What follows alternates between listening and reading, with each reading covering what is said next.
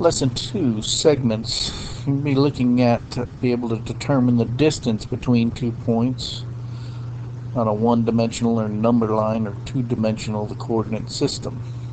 So to review what a line segment is, it is a part of a line consisting of 2 endpoints and all the points in between. Here's a picture of one, and remember how to name it with its endpoints and the segment symbol above it. You could call it AB or BA, segment symbol with no arrows on top. And remember, you can always pause these videos if I go too fast and catch up on the notes. First, we'll be looking at finding the distance or the length of a segment on the number line. So we look to find the distance between -2 and 6. Here's -2, here's 6. Yes, you could count the spaces and see how far it is, but we have a little special formula for it. It's the absolute value of the difference subtracting their coordinates, their endpoint coordinates. So this would look like this. Of course, if with absolute value you subtract first and then take the absolute value. That would be 6 minus -2 is 8, and the absolute value of 8 is 8. It is 8 spaces. The absolute value always makes it comes out positive. If you reverse these two and had -2 minus 6, you'd get -8, and the absolute value of -8 is also 8. I'm going to show it to you on your calculator in just a second. So with our T-Inspire, I'm in the calculator mode to find that absolute value. I can come over here right by this next 9 key. I'm going to hit that key. You can see it turn red. And you can see in this menu, it's got the little absolute value sticks with a box in between. So I can click that. So I get my absolute value up here, and then I will have, what, 6 minus -2. Hit enter, and there's my 8. And like I said before, if I reverse these coordinates, I'm still going to get the same answer. Take the absolute value of the -2 coordinate minus the 6. Of course, -2 minus 6 is -8, but the absolute value turns it into +8. Distance is always positive. So let's look at our next example. What do we got? The quick check. Now the best to do these quick checks, try them on your own, and then pause the video, try them on your own, and then check your answer. So this one we would have the absolute value of 9 minus -7, or you can reverse it. The absolute value of -7 minus 9. You try them both on your calculator, you're going to get the same answer. Your answer should be +16 or 16. Let me know if you need any help. Next, we look at the same type of problem, but now we're going to relate it a little more to geometry. In example 2 below, you read PQ with no symbol above it. Remember, PQ with a line symbol above it means line PQ. Segment symbol ray. But now we have it with nothing, means the length of segment PQ. So again, it's just distance on the number line. The length is how far it is from P to Q. We're going to use that same formula we just used and take the absolute value of the 2 endpoints. So one of the endpoints was -2 minus the other endpoint is -3.5 right here in between -3 and 4. And using that formula we get 1.5 units. You can try, if you want, pause it, try QR, and then play the video and the quick check maybe. Okay, I'll look at the answers now. QR, their endpoints are 2.5 here for R, minus the Q is -2, and again the order doesn't matter. Should get 4.5 length of segment QR. And if you look at your picture before you do PR, we've got the length from P to Q, and then the distance from Q to R. There's a thing that says, okay, we could just add up these two pieces to get the length P to R. It's called the segment addition process. If Q is between these two, then the distance from P to Q and the length of Q to R equals the length of P to R. Or you could use that formula. So with the formula, we'd look at 2.5 minus negative 3.5 and get a length of 6, the same thing as if you add them.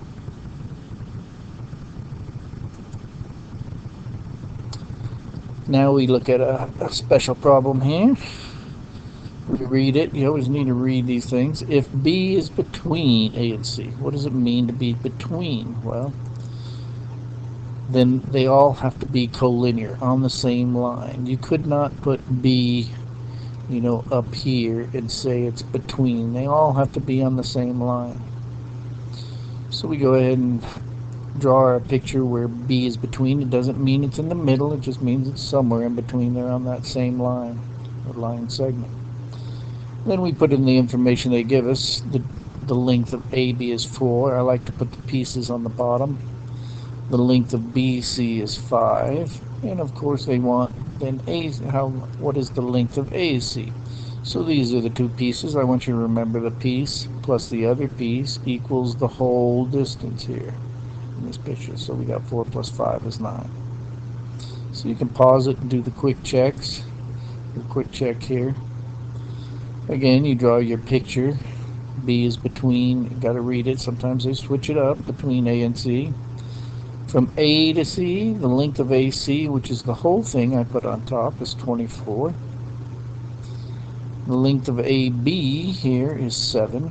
And they want to know BC is our question. So you can see that you can take the whole thing and subtract this piece right here, and you'll be left with what you want to know. So 24 minus the 7 is 17.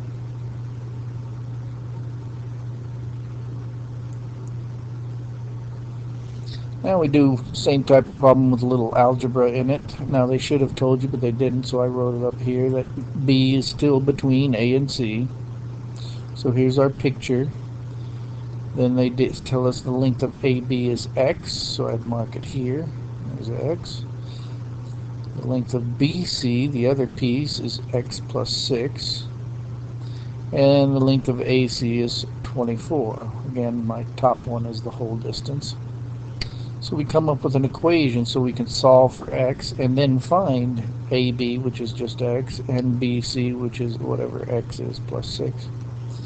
So again, you're going to piece plus the piece equals the whole thing is the equation. So this piece, AB, is X. The other piece is X plus 6 equals 24.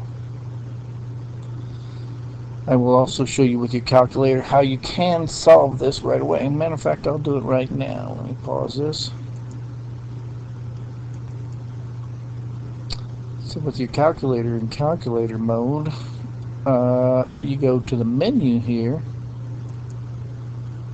and solving is an algebra thing. So we go to 3, and then it's number 1 on this list, numerical solve. So again, it was to the menu, algebra, and then number 1, numerical solve. When you do that, you get this on your screen, and solve. So we put the equation in there. Let's see if I remember. It was X, which is down here on the bottom, plus we had X plus 6, and then the equal sign is right under here under the 12, equals, I think I remember, is 24. Then after the equation, still inside these parentheses, we need to put a comma, which is right under here over on the left bottom. You'll see it turn red. Comma. And then the variable we're solving for, which in this case is X. And then hit enter. Then we get 9. X equals 9. So let's go back to our problem here. And the X, we'll see the answer is actually 9. Okay. But I'll go ahead and show you the steps in solving too. We would combine like terms here. X plus X would make 2X plus 6. Just wanted to show you with the calculator if you get stuck or want to check your answer. Then we would subtract this 6 to get 2X by itself.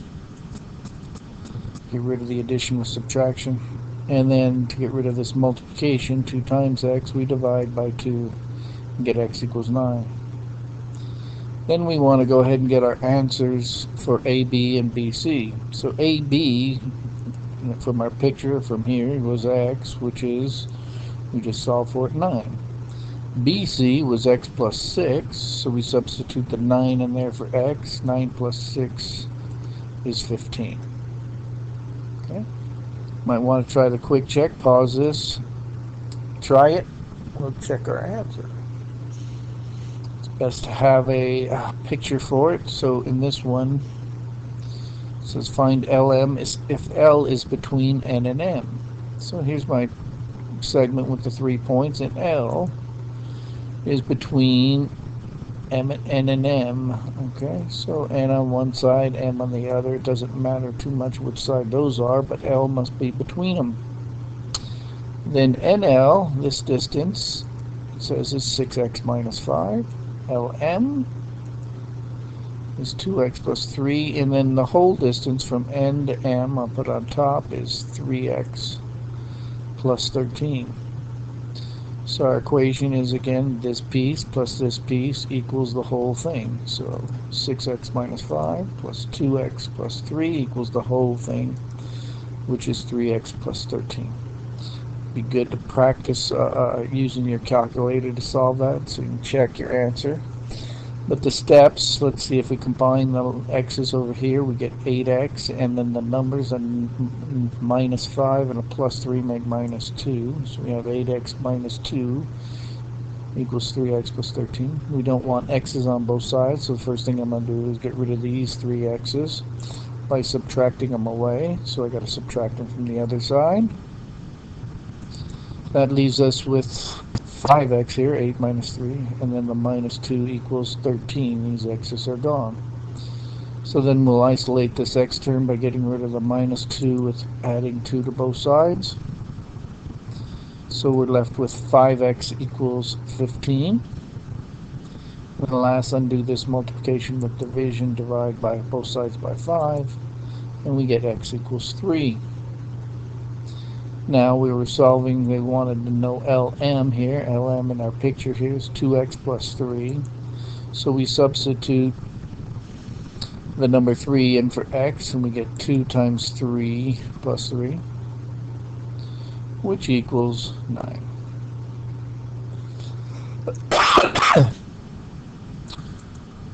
Next, we're going to use the distance formula in the coordinate plane. This big fancy formula.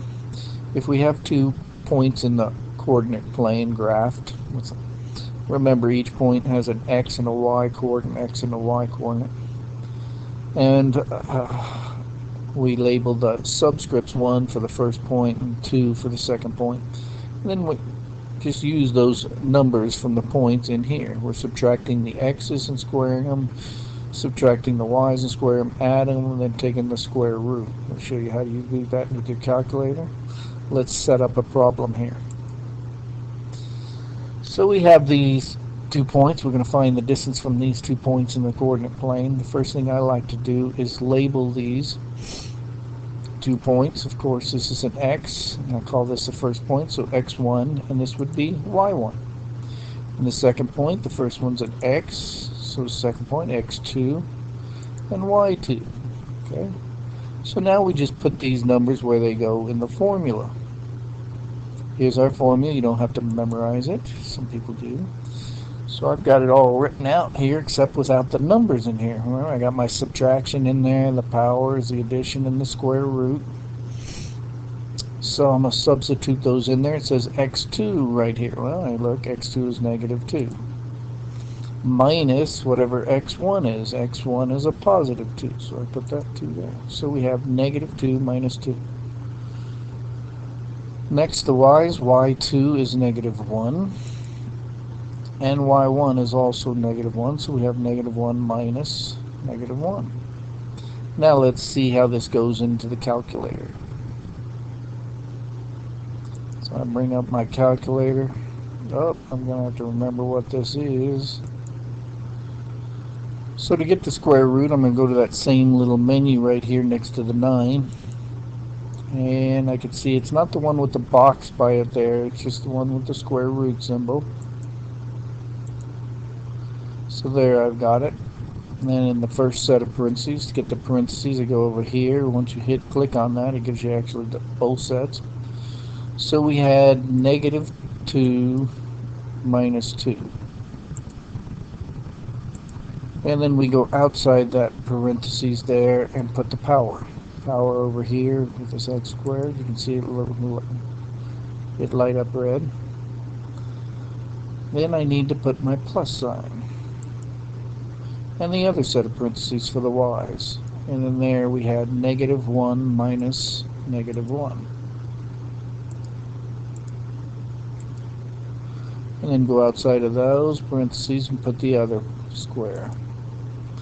There we have it. We're ready to hit enter. And we get exactly 4. A lot of times you'll get decimal, you know, big long decimal number, and we're just going to round that to the nearest tenth in any problems. But if you get a nice whole number, 4 is fine. Back to our problem. The answer was 4. Okay, so practice that on the next quick check. See how you do. You can pause it and then see if you come up with the right answer. So here I've got it all set up. I didn't label them this time, I should have, but we can see that the x2 number over here, 9, minus the other x, negative 4. Then the y's, I got a negative 8, minus the other y is 3. And you should get approximately rounded to the nearest tenth, 17.0. Let me know if you have any questions. You need help with your calculator. That it is it right now, so you're going to go ahead and try the practice problems. Let me know if you need any help.